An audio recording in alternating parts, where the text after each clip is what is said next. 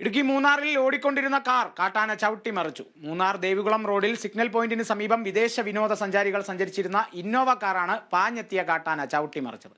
വിനോദസഞ്ചാരികൾ കാര്യമായ പരിക്കുകളില്ലാതെ രക്ഷപ്പെട്ടു. രാവിലെ 11 മണിയോടെയായിരുന്നു സംഭവം നടന്നത്. മൂന്നാറിൽ നിന്നും വിദേശ വിനോദസഞ്ചാരികളടങ്ങുന്ന 4 പേരുടെ സംഘം തേക്കടിയിലേക്ക് യാത്ര ചെയ്യുകയായിരുന്നു. മൂന്നാർ ദേവികുളം റോഡിൽ സിഗ്നൽ പോയിന്റിന് സമീപം വെച്ച് ഇവരുടെ വാഹനത്തിന് നേരെ കാട്ടാന ആക്രമണമുണ്ടായി. റോഡിന് മുകൾ ഭാഗത്തു നിന്നും പാഞ്ഞെത്തിയ ആന ഇന്നോവ കാർ ചവിട്ടിമറിച്ചു. മൂന്നാറിൽ നിന്ന് തേക്കടിയിലേക്ക് പോകുമായിരുന്നു.